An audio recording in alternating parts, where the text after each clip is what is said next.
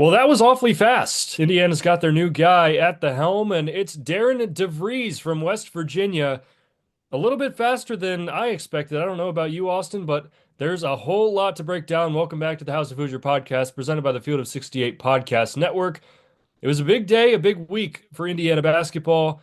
The tenure for Mike Woodson came to an end officially just last week, and there's already a new man at the helm. Of course, with the transfer portal opening on Monday, you had to make a decision quick. Indiana did just that, and from what it sounded like, Scott Dolson, Pam Whitten, and everybody else had their eyes on DeVries for a long time. Yeah, this decision really came down quickly. One, yeah, I forgot the portal open on Monday, and with obviously with no coach for 24 hours, all of it was pretty obvious that Indiana need to get this going. Some guys entering the portal, rumored to yes or no, but yeah, Indiana had to get this right, and seemingly I think it's going to be a breath of fresh air compared to the last few coaches, and completely expect a brand new style and kind of a brand new outlook for IU basketball going forward. We were planning on making a podcast episode about who potential candidates could be and go fully into the coaching search, but I guess they beat us to it, and now there's only really one guy to focus on. Like you can throw Ben McCollum out the window, you can throw Mick Cronin, all everybody else. Darren DeVries is the guy. And Austin, I saw you put this out on Twitter today. You said modernization felt like the biggest word of the day. I think that was there were a few things that struck me. Kind of and I always kind of think differently, I think. There's a few things, but that was the biggest thing in focusing on the modern style of basketball and trying to score quickly. And you mentioned 12 seconds. He wants to score in the first 12 seconds of every possession when it's a broken floor and the defense isn't always set and always trying to find someone in transition and doing all of that. And then okay, if not, then let's reset, let's run a play and let's get the next best shot. But yeah, it just felt like this is a guy that plays the modern style and prioritizes three pointers and goes after shooters and all the right things that Indiana fans have been yearning for, and something that goes so well with this state and all of the talent and the pool that you have there. And you look at all the 3-point numbers that he's had.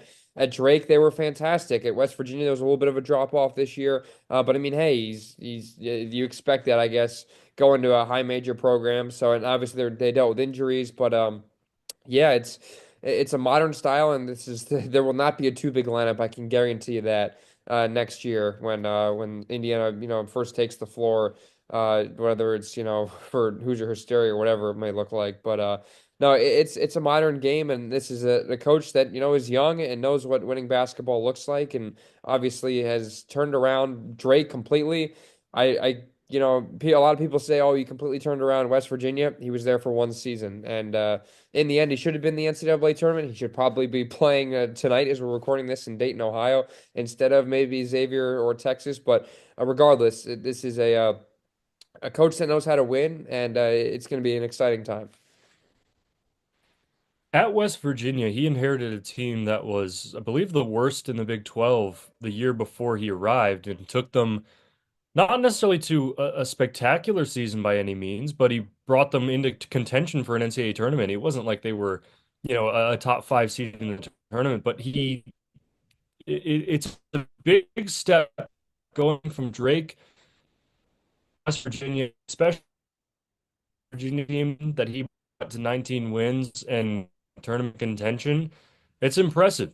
Uh, Actually, I'm going to go back to this first. There was so much talk about Ben McCollum and how it would be risky going from Drake straight to Indiana. Now you look at DeVries, and he went from Drake to West Virginia, spent a year there, and now he's at Indiana. So it's kind of like a less risky version of Ben McCollum, um, with like having already made the jump to the Power Five level, not necessarily at a high Power Five, a well-known brand of a team. But he had the success that Drake, like McCollum, has right now, had success at West Virginia, and that was enough for Scott Dolson to make the decision. And Scott Dolson, I mean, he said in the press conference today that he watched DeVries at Drake, he watched DeVries at West Virginia, and the style of play from a basketball fan perspective always stuck out to him, and that was put DeVries on the radar. So there's obviously something that Dolson likes about him from a play style, and then he went into it talking about, he's very Kurt Signetti-like. which makes sense. They were hired by the same search firm, but it's very, process oriented. It's like quick practices, more intense. Um, it's very team focused. They're going to go with their plan no matter what. And that plan is going to be playing fast and catching defense off guard. You're not going to see great rebounding numbers because they're going to get back on defense and try to play a fast brand of basketball. There's just so much that's different than what we're used to in the past few seasons of Indiana basketball. Yeah, I think the one of the biggest things that I heard was the fact that he got to see Dolson and Stephen Holder, who's part of the trustees. Actually, he's the I think the assistant AD, but regardless, it's the fact that they got to see this team twice, and checking out that Drake Miami game. A lot of people had Drake to knock off Miami, and I think I was in that boat. And that game was close down the stretch, low scoring game, but Drake was in it in the last like 5 minutes. Miami pulled away, but that was very much an upset pick. And then West Virginia may have been the biggest surprise of the Bahamas this year. And if you throw Indiana in as a surprise with disappointment, then I still think West Virginia may have been a bigger surprise because they played three overtime games in the Bahamas. They beat Gonzaga, which is why the Hoosiers played Gonzaga and not West Virginia, and then lost to Louisville, and then beat someone else, Arizona or someone in that 3-4 game. So they finished third in the Bahamas, which is not easy to do. Playing, gosh, 3 games in 3 days, and you're playing what 15 extra minutes, so you're playing extra, basically half a basketball game in that stretch. Yeah, it was just the ability for um, Dolson and Harper to see these guys live and to see how this coach did, and just checking out basketball as a basketball fan, I think really stuck out. And as an athletic director, there are just not many times when you are traveling and getting to see other teams play. It just doesn't happen. You're not like just scouting out because, as Dolson said, he wasn't looking for a coach in November. He had no idea he'd be in this situation. So that, I think, was big. I think was a huge reason why. All right, you have firsthand evidence in front of you that this guy is a good coach and can be up there with the top talent in the world. So I think that without that, this search, I don't even know if it gets hired, honestly, if you don't see that firsthand. You take a look at where he came from. Obviously, with West Virginia and Drake. Before that, an assistant under Greg McDermott at Creighton. So he kind of took that Creighton style, which I have always enjoyed, under his wing and playing fast. His Drake teams, DeVries' Drake teams have won. They won 20 games every year he was there, or in each of the final 5 seasons, 25 or more in each of his final 4 seasons. Made it to the NCAA tournament quite a few times. Of course, Drake. It always feels like Drake is like the underdog pick of the year, or the Cinderella run pick of the year. And then West Virginia again inherits the worst team in the Big 12, loses his couple scorers at the early part of the season, including his son Tucker, who was crystal balled to Indiana with a 100% uh, confidence rating. He was at the press conference wearing Indiana gear. He will be an Indiana Hoosier for sure. But being able to do that, 19 wins in the Big 12, and nearly make the tournament without your top couple of scorers is impressive in its own right. And and this is also no disrespect to West Virginia, but West Virginia does not have the resources or infrastructure that Indiana does. And I'm very excited to see what he does with that. Now, the difference with DeVries here is that he said that it's not about building a collection of players, it's about building a team. That was probably my favorite thing that he said in the press conference earlier today. Um, because that's something that we have talked about all year long. So with the resources that he has and the ability, it's not going to be this year. But being able to build a team and establish a culture is something I'm really excited to see. Yeah, he says something along the lines of, we have some of the top resources out there.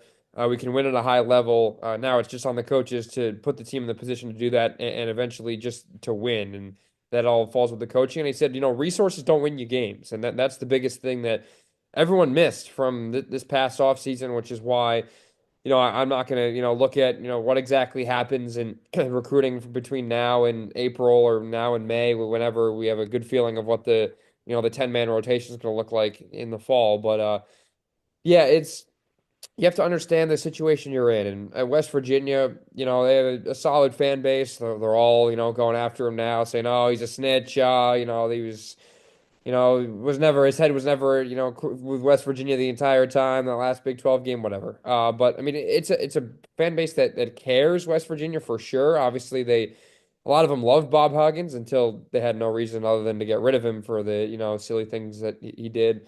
Um, but it's a big step up. But I mean, in the end, like as a first year head coach at West Virginia, you won 3 games in Maui, back to you played 3 games in the Bahamas. You were in the 3-4 game. You won 2 out of 3 of them.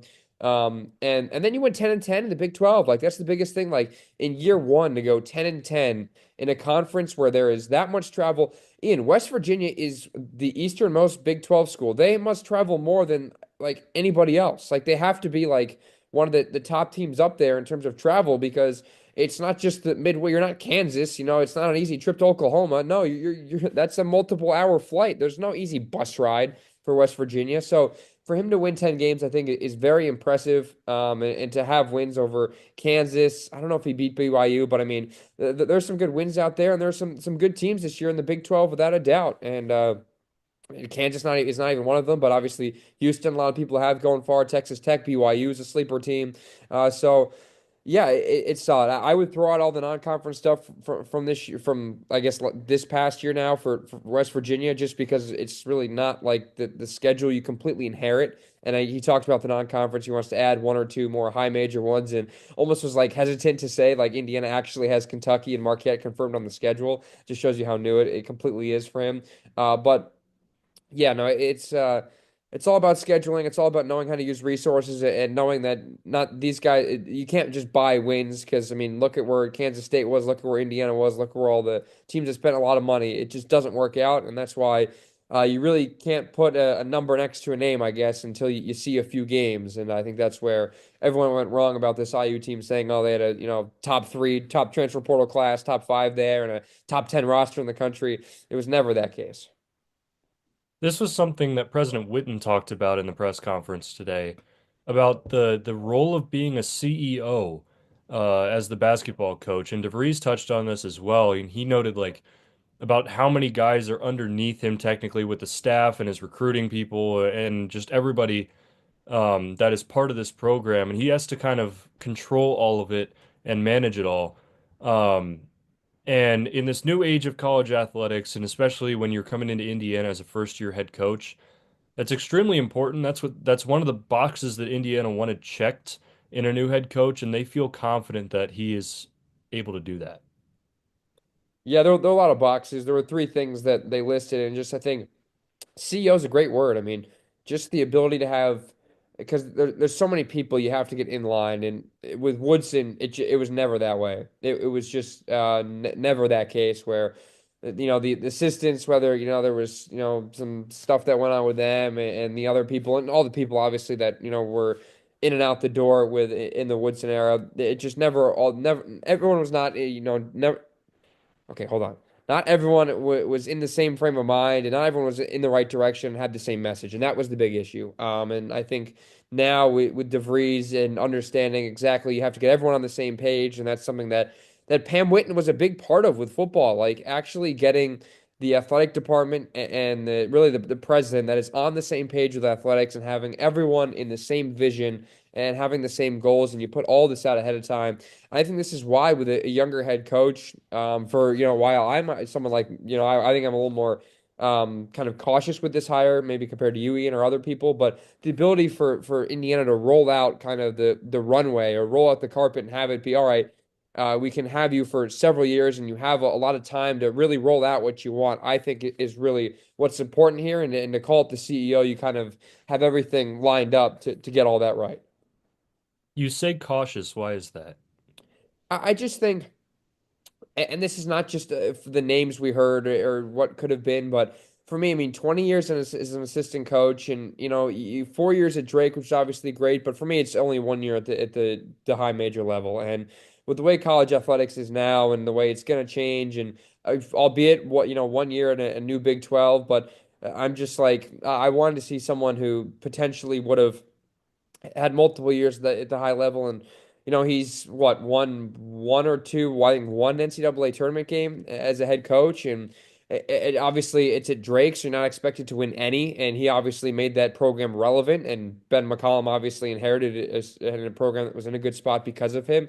And now look, everyone's going to pick them to probably beat Missouri, just like everyone picked them I think last year to beat Gonzaga or whatever it was. So but it's just I think the 1 year for me, and it's. Yeah, I think there was some things where, I think he definitely knows about, Indiana basketball and being from the Midwest and all about the past and trying to celebrate that. And I think that that's there, but you got to turn the page. And I think he will turn the page based on his play style, but it's a younger coach that's been an assistant for a heck of a long time. And first job's at Drake, and then you go to West Virginia to take over a program that was in shambles, and you do enough. But I mean, he's won what, one or two NCAA tournament games. It's slightly, like red flag to me. I think every coach on the board is going to have their little bit of a red flag. And for at least what it looked like from Witten and Dolson and the Board of Trustees, it looked like the positives outweighed any of the concerns and the negatives that come from not necessarily being as experienced. They were confident in the play style transitioning over from Drake to West Virginia to Indiana. It already made the first step from Drake to West Virginia, and it's making it. Hopefully, it'll make its way into Indiana because the play style is fun to watch. It really is. Lots of three-point shooting, fast-paced play, first 12 seconds. Um, and I don't remember an Indiana team that was ever designed that way. But there is some risk to it. Like Ben McCollum was the riskiest candidate on the board. He was DeVries without the step to the Power Five level. You have DeVries with the Power Five, 1 year at Power Five. It's a little bit of a middle ground, and then you look at other guys like a potential like a Mick Cronin or a McCasland or anybody like that. It's kind of on the more risky side on this hire, but um, I like the philosophies and I like the mindset that DeVries has. It feels like he has good mixes between modern style of play and old school tactics where you look at like practice and accountability and things of the sort. Um, I like that mix, but I mean, like any coach, like even if this was a dream coach being hired, like if say hypothetically this was a Bruce Pearl hire at Indiana, like we still would not know and we would have to wait until the basketball season to figure out how this would work. So that'll go for any coach, but it's, I respect the risk. It's not as much of a risk, and I think, especially with him being 49 years old and already bringing in some guaranteed good players, with Tucker, his son, I think this could be a good start to establish the culture at least. Yeah, for me, it's just like, was that really his team at West Virginia? Like that's one of the biggest things. Like when you move to a different school, like or move to a different program, you have to essentially start over, no matter what the situation is with the team. And obviously, West Virginia was really really bad, right? And they were completely in the dumps. But it's like how much of this is your players and everyone said with Woodson, like you got to give him a few years, you got to wait till it's his recruits and all of that until really you kind of start from scratch. And that's kind of just where I'm the most hesitant. It's like, all right, like you got a year and the program was completely in the dumps at West Virginia. And you got to see what the cycle looks like. And he said it well. It was like, all right, like we can't go after the high school guys or something along the lines. We got to use the portal and we got to be careful. But I do like how he said, we're starting from the high school and then going up from there. So focusing on the hopefully in-state recruits and other high school recruits and hoping those guys like it enough to the point where they stay, and then kind of filling in the holes with the portal instead of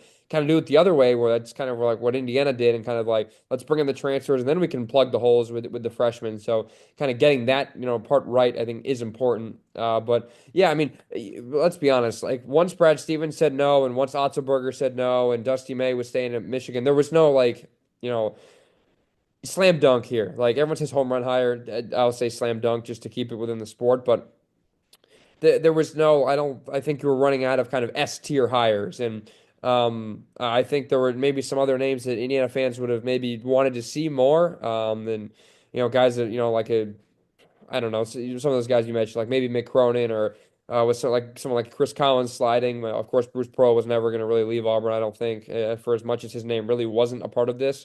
But even with McCaslin, McCollum, I think there were other names that maybe fans would have wanted to see just because they kind of know of him more. But again, this is like another guy that goes under the radar and very much at the last second is just kind of not really plucked out of thin air, but that's what it kind of feels like. And this process moved really, really quickly. And but Indiana's lucky that, they didn't make it and West Virginia didn't make it. I mean, all things considered, gosh, West Virginia being a snub is fantastic. Like, the hell with Indiana. Who cares, about them? But the fact that you didn't have to worry about West Virginia playing a game and all that and delaying this process and gosh, it's massive. And you get a week, get started a week early. And now, as everyone says, you need a coach before Monday when the portal opens. And look at Will Wade, Ian. I mean, he just literally, hours ago, as we're recording this Wednesday night, I'm watching the first four game between Mount St. Mary's and American right now. But I mean, like literally, you got a coach who's getting ready for a game against Clemson, and we joked about this with the whole Clemson McNeese thing, and Brownell and Wade, and who gets the IU job, and it's like. Will Wade is not coaching next year at McNeese. Like, you got to have a coach in place. And that's exactly what NC State needed after firing theirs a year removed from a Final Four run. That's the thing, like with Will Wade, and on that topic, like if West Virginia was to make the tournament, would they still have made the announcement? Like a transfer portal opens up on Monday. Um, Now that would be barring some kind of run from West Virginia if they were to make the hire, if the Mountaineers were to make the tournament.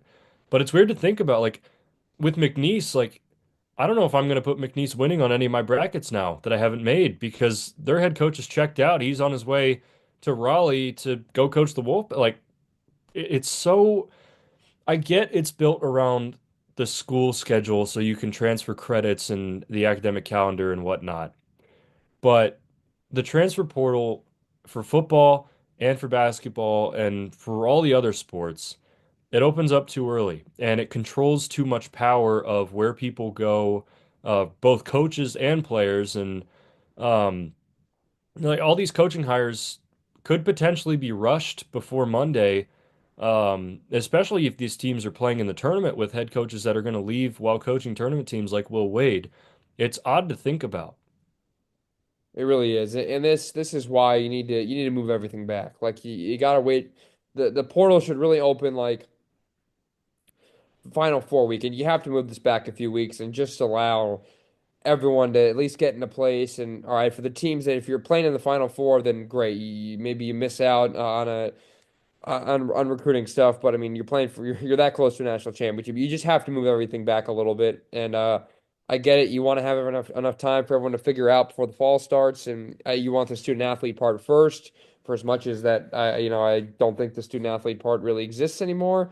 That's a story for another day, but yeah, no, it's just dumb. It's odd. It's awkward, and even today the first question he gets asked, DeVries, and he's talking about the process, and he talked about the process playing out and Dolson allowing him to focus on West Virginia. Like it was pretty obvious that, Dolson's on the phone with him, probably before March started. My guess is that first call was in February, if not, it was what, a month ago, and Woodson said he was out right before the Michigan game, a little over a month ago, I guess. But I mean, it's pretty clear that like DeVries was in conversation with IU before he left West Virginia. So I mean, that's just the way it is now, and it sucks. It has to be that way, but this is what happens with NIL in the portal. It gets out of hand, and no one knows what to do with it. And there's kind of no restrictions right now. Well, as we talk transfer portal, it's important to note changes for Indiana, and potential changes as well. For one, we'll start out. Trent Sisley looks to be locked in. He put a message on Twitter saying, "Let's work," on the announcement to Coach DeVries. So it looks like he's sticking around. He's the only freshman in the class that has said that, as Harun Zerno has reopened his recruitment. He's talking to the likes of Miami, Maryland, and he'll talk with Coach DeVries on Monday, I believe. Um, Malik Renew, Gabe Cupps entered the portal. Not really too much of a surprise for either guy, but do you see any way that either of them will come back? Cups, no. Renew, not really. I just, and obviously, I think he would be able to be okay in a four out, one in kind of system. I worry if that double team comes and you're playing four out, and unless someone's cutting to the basket, that lengthy pass, I'm not sure about. he had that great drop off pass to Balla or Ware or Trace Jackson Davis. Like that was always there for him because he needed to draw the double. But I just don't think he's got the passing abilities to find an open 3-point shooter and for that to always work out. So my guess is no. And you kind of figure like once Woodson was out, like Indiana's not going to bring another coach that's going to play two bigs and have a system that worked for as well as Renew did under Woodson's system. So, yeah, even though he had to, redo the statement because Indiana University it is after all, folks. Remember that. Yeah, I don't see him coming back, and I wouldn't be surprised if he goes back to his home state of Florida. I don't see him coming back because of the system. 12-second offense does not allow for many 12-second post-ups. And Malik Renew loves a good 12-second post-up, but at least that's what it feels like. Um, but yeah, I don't know. Like West Virginia, I didn't watch much of them this year. I don't really know how they utilize their bigs, but I know they love to utilize their guards and their wings, especially on the perimeter. That is why I could see Gabe Cupps potentially thinking about returning. I don't know if he will. I could also see him on the move, but um, I'm just thinking about if obviously Tucker DeVries is going to be a Hoosier next year, but if Zerno sticks around, having those two guys on the perimeter could be some good 3-point shooting day in, day out. Yeah, there's some other names in the portal. Josh Dix, he recruited. DeVries recruited him when he was at Drake. Obviously, it's been a few years at Iowa, and he knows a lot about him. That's a name to be on the lookout for. One of probably the top player in the portal at this moment. But there's some other names to look out for. Other shooters that are out there in the portal. I know Cam Kraft is he threw his name in there. But it's just kind of like this is just the first domino really to fall, I guess. And now it's like what else will fall into place? And I guess having kind of a guy who's been in the Midwest and, who can knows recruiting and knows a bunch of guys from different areas and all of that really helps. And, bringing your son along and whatever connections he may have may obviously makes a pretty big difference when, literally one of the guys in your own family can help you out in that sense. So yeah, it's exciting. It's one of these things where again I'm not going to overreact or do whatever to recruiting. You have to wait and hey, wait to see it play out. But this is definitely exciting. This is I'm thinking of it as a B hire. It's close to an A, but I just think that the lack of D1 experience, especially kind of developing really your own Power Five program, isn't there. But I mean, just that the system he has in place definitely works, and that's why I think this could accelerate very quickly to a good hire. Probably not as quickly as it was with Signetti in year one, but let's be honest. The expectations for year one, like get to the tournament, probably win a game, get some in-state recruits. Figure out your style of basketball, have a connection with the fans. One of the biggest things, I'll say this quickly, and that I actually think the biggest thing that was said was Pam Whitten had a really nice moment early on, and her statements were brief.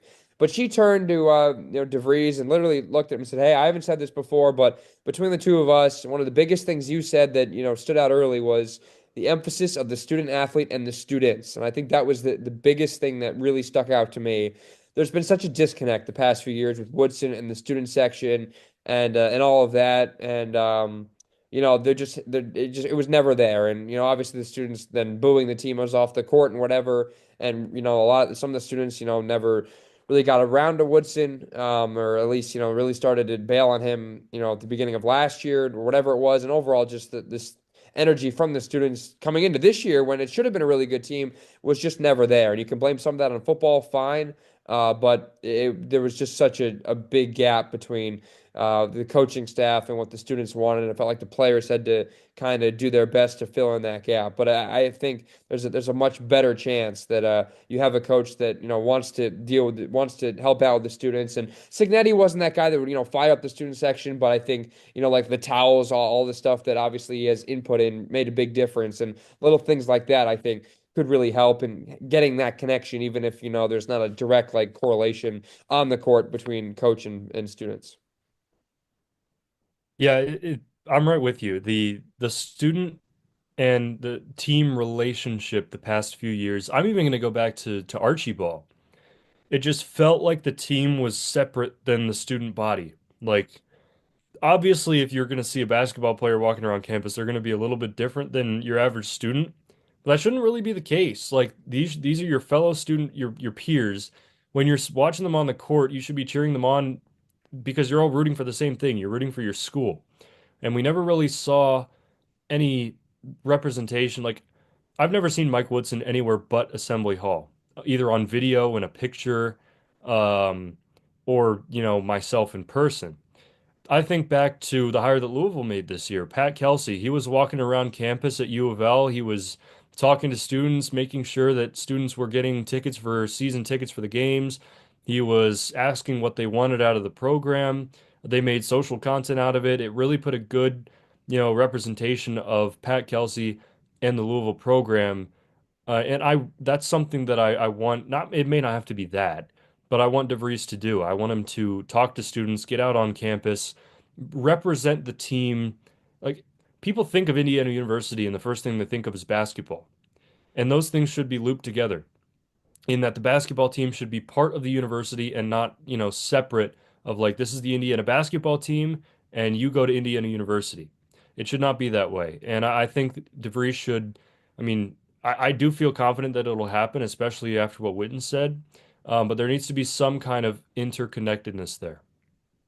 Yeah, I almost think of it like Mike Woodson. If someone's ever did see him in public, no, the pictures I saw him were on the golf course. If it wasn't at Assembly Hall, or in his office, but it was almost like if someone saw Woodson, and obviously this does happen. You know, he's not just hibernating all the time, but like it did obviously go up, ask for a picture, or whatever. But Woodson would, take a photo with, a grin and kind of just walk away. There wouldn't be a conversation, but like with a coach like this, like there's much more of a conversation, like having a little bit of a more of a conversation, trying to get to know more about them. Like it feels like there would be that maybe not one on one, but just kind of just all right. Let's try to understand the student body. And obviously, Woodson went to Indiana and knows a lot about the campus and all that. But for someone who's from Drake, a smaller school, and then West Virginia, it's gonna be a lot different. Being on the IU campus and being in Bloomington and all of that. And it's just like how confident would we be to where he'd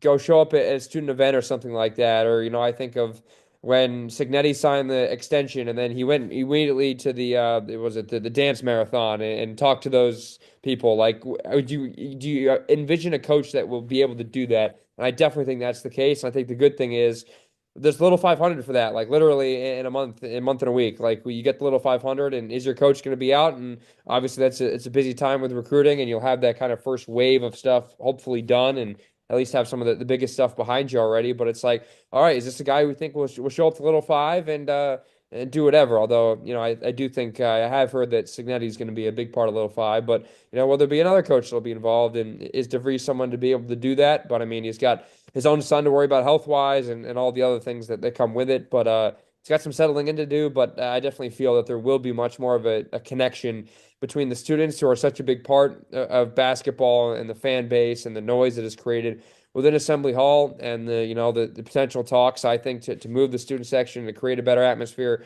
for the students, because no student should be sitting in that damn balcony. As cool as that is, and you mentioned that the view up there is different and neat, and I think everyone should go sit up there for one game, just to say you've experienced it and to be high up. But yeah, there's much more of a this is a not only a player's coach, as I've seen based on the West Virginia highlights, but also a good ambassador to the students on campus, if you will. Yeah, he's a Midwest guy. He's lived in the Midwest his whole life, and he's talked about like how much he admired this Indiana basketball program in the Bob Knight era. Now, do we want to go back to the Bob Knight era and go through that whole saga again of reliving the past and bringing the legacy? He kind of touched on that a little bit and was kind of like, all right, this is a players program. We're honoring the past, and they built this up. But this is a new age of college athletics, and I think DeVries understands what Indiana has been, what Indiana is now, and what Indiana can be. And I feel confident in the job that he's able to do in getting this program back into at least the conversation. Getting them in the tournament year one, I think would be a good step, maybe winning a game. But year one's all about establishing the culture, and I think Indiana needs to win the fan base back over. They need to have a better representation across campus of being part of the student body and being part of the university, and also, community outreach, and also making just flat out playing better basketball. That's what this is all about. It's going to be a fun style, I think. It's going to depend on who comes in. Obviously, there's one commit already in Tucker DeVries, but um, just worth noting as well. I don't know if any of these guys are going to follow DeVries to Indiana, but a very solid recruiting class that was pending for West Virginia this year. I think it was top 25. A few four stars in there. Um, at least two of them have requested to be released from their NLI, so they'll be back to free agents, if you will. But um, it showed DeVries was able to recruit a little bit. Year one is all about establishing that identity and getting that culture across to recruits to start building this program up. Mike Woodson did that. Like this is the thing, like people forget about and all of that, but Mike Woodson won the fan base. He beat Purdue in his first damn try, and he got to the NCAA tournament. He made a run in the Big Ten tournament, which is something Indiana did not do at all under Archie Miller. So I mean, this is why, like, not even in the first year you can win over the fan base. It's really years two and three. And can you build on that? And eventually, when your own recruits, walk in the door and get close to walking out the door and become upperclassmen, two of the starters this year, Mike Woodson's last year, were guys Mike Woodson did not even recruit. Anthony Leal and Trey Galloway were not guys that were recruited by Mike Woodson. So obviously there's a little bit to actually keep them there, and obviously there's some conversation that has to go on, but I mean, like, it's just there has to be patience here. And Mike Woodson said what he wanted and put his foot down. And I look back to that Northwestern game, and I've said this hundreds of times on this podcast over the years. Indiana fans felt like Mike Woodson won them over when he suspended the players for going out or doing whatever at Northwestern. Everyone loved that. It was obvious with Dane Fife and other guys. It's like if you don't believe in this, if you're not on the same track here, if you're not connected, don't have the same vision, if you don't, agree with the CEO, if that's what the term we're going to use now, and Mike Woodson, you're out. And people really enjoyed that for as harsh as it may have been. But that was Mike Woodson putting his foot down, and people liked it. So you have to be careful here with what we want to say in year one and winning over the fan base. But for me, it's just the recruiting. I think that's the biggest thing. You have to be able to hit in-state, and that's the biggest thing that Mike Woodson failed at. And someone said this yesterday after the hire. It's like, what other guys was Indiana, quote unquote, close on from the Hoosier State that might think about, decommitting from their schools and, talking at least and, garnering a conversation with DeVries. And is that worth the shot with some of these guys? So, I mean, like, you can be able to start this process already. And the hope is that people quickly come to understand what DeVries is all about. And for those guards, was it Mullins and Harrelson? Those two, I think that Indiana was close on, but just missed. Are those two guys that would think about releasing that NLI? I've seen a lot of chatter about that on Twitter, and I'm not really sure about what I would, obviously they're five-star recruits, and it would be great to have them. Um, yeah, it's worth a shot, but those are guys that have, you don't know how much of that was Mike Woodson's era and how much of that was the other schools that they went to in UConn and Notre Dame and winning them over. So I don't know. I would love to have a couple of five stars come into the program. Um, but yeah, there's so much unknown, and it's just going to take some time to figure things out and see what DeVries is able to do. But as we start to wrap things up, Austin, just final thoughts. If you were able to sum up the hire, what you think of it, and where you think this can go in a couple of sentences, what would you say? Yeah, I think it's a one of these things where it's definitely a high ceiling. Like I can very much envision a guy who can, get to the second weekend of March fairly quickly and can compete for Big Ten championships, which Indiana, I'm gonna say they really never did with Mike Woodson, either in the I guess the tournament you could argue, but never in the regular season they were, in the driver's seat to win the Big Ten. So you can be able to do that. I get the kind of cautiously optimistic approach here. I think I'm in that boat as well. But Scott Dolson has a plan. It works out. Methodical was kind of wasn't the exact word, but that was kind of the theme that was also kind of thrown around that you're not just hiring a guy just to say, all right, great, we have a coach. Let's get the recruiting started and let's, erase whatever the last 4 years or God, really the last 25 years of what IU basketball has been or really not been, let's be honest. I'm excited just to see a new play style, excited for the fans to see this for the first time. You just have to be patient. You have to be. I really don't think you're going to learn much until 2027. I think that's 25. Yeah, till 2027, I think is really when you're going to figure out is this guy good or not? Because Mike Woodson was took the right steps. Let's be honest. Like year one was great, success. Got to the tournament, you won the playing game, whatever it counts as NCAA tournament win or not. You got that win in March. You got a fan base behind you, and then you took that next step. You went after a great freshman, and you got two good freshmen, Renew and Hood Schifino, and you got to nearly the second weekend in March, and you were close to a Big Ten championship.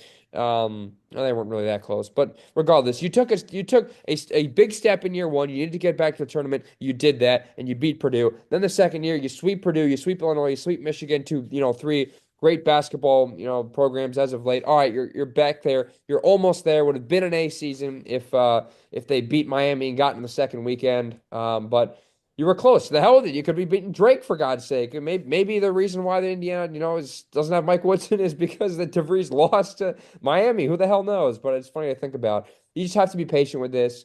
The recruiting class will come. It'll be there. I'm curious to see what the non-conference schedule looks like. Put in one more. I'm not going to get greedy here. Give me one Power Five team or just a road game. I don't. Oh wait, it's actually at Kentucky next year. So scratch that. You already have that road game in 2025. But give me another, a solid non-conference opponent that is not South Carolina, please. And their two SEC wins this year, pathetic. But yeah, just one more. That's all I asked for, and then I'll be excited. It's just different. Like it's weird to talk about this and think about this. I did not think it would happen this quickly either. I figured this would happen before April 1st, but man, it's March 19th in Indiana now. DeVries is 8 hours in as we're recording this to officially being the head coach, and after the press conference and just seeing him interact with the reporters and the students and all that. Boy, I've practically gone dark here, but hopefully it is just gonna lighten up for the IU fans. When there's change, it's always exciting. There's always a little bit of nerves as well to see how things will pan out, and that's what time is for. I'm in the cautiously optimistic department. I mean, as everybody knows, I've been the more optimistic guy. Within the wider fan base, I've been on the optimistic side all year long and in years past. Um, I like the hire at a surface level. I will do some more digging into DeVries, his history, and what he has done. But on a surface level, it looks like this could be potentially exciting for the years to come. And Dolson wouldn't had a plan for the football hire. They nailed that. Although we've only seen 1 year, we'll see what happens in year two with Signetti, and we'll see what happens in year one with DeVries and see if the plan from Dolson and Witten worked. A lot to break down. I'm sure we'll be getting some more news and transfer stuff as the days go on in the next couple weeks and so. And as we enjoy the madness of March, the madness is not only on the court, it has turned into off the court. Darian DeVries, the 31st head coach of Indiana men's basketball, I'm sure will keep you tuned as things start to develop within this program. But for now, that's all we have today. For Austin, I'm Ian. This has been another episode of the House of